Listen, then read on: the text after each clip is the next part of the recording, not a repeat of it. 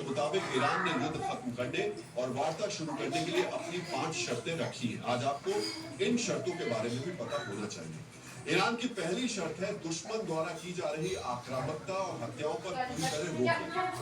ऐसा ठोस तंत्र स्थापित किया जाए जिससे यह सुनिश्चित हो कि ईरान पर फिर से युद्ध नहीं थोपा जाएगा। ईरान ने वार्ता के लिए युद्ध से हुए नुकसान का हर्जाना भी मांगा है। ईरान ने अपने प्रॉक्सी समूह के खिलाफ युद्ध समाप्ति की शर्तें भी रखी है।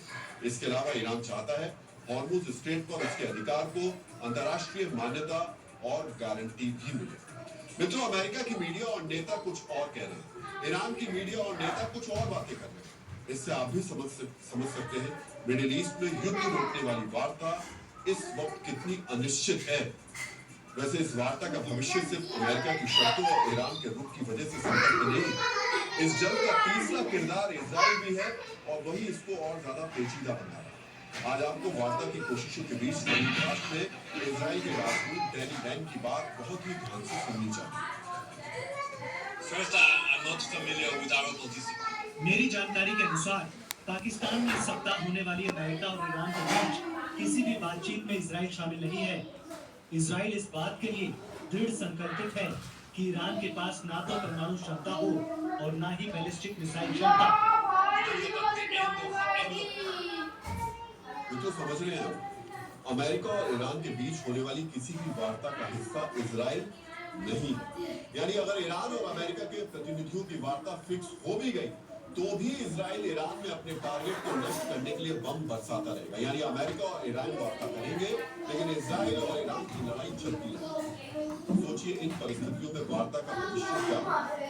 इसके अलावा इजराइल ने यह भी कह दिया वो ईरान के परमाणु और मिसाइल कार्यक्रम को हमेशा हमेशा के लिए खत्म कर देगा, जबकि अमेरिका ऊर्जा के लिए ईरान के परमाणु कार्यक्रम में मदद का प्रस्ताव दे रहा है।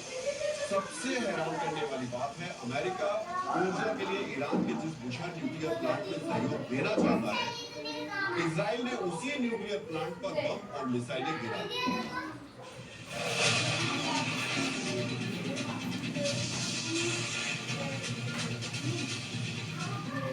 इजराइल के 35 इरान से लॉन्च की गई मिसाइल ईरान के बुशहर न्यूक्लियर पावर प्लांट में गिरी। ईरान में इस वक्त सिर्फ यही पावर प्लांट काम कर रहा है। इससे पहले 17 मार्च को भी इजराइल ने बुशहर न्यूक्लियर पावर प्लांट को निशाना बनाया था।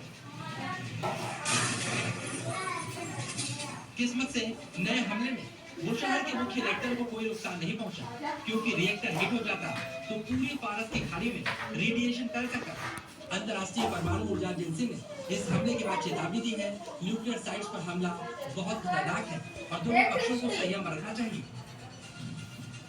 अब सवाल खड़े हो रहे हैं, क्या ईरान न्यूक्लियर पावर प्लांट पर हमले का बदला लेगा और ये बदला कितना खतरनाक साबित हो सकता है। इधर ईरान ने भी आज फिर से मिडिल ईस्ट के अमेरिकी सहयोगी कुवैत को निशाना बनाया। ईरान के ड्रोन्स ने कुवैत के एयरपोर्ट पर हमला किया। इस हमले के बाद फ्यूल टैंक में भीषण आग लग गई और उड़ान को भी रोकना पड़ा। तो एक तरफ अमेरिका और ईरान के बीच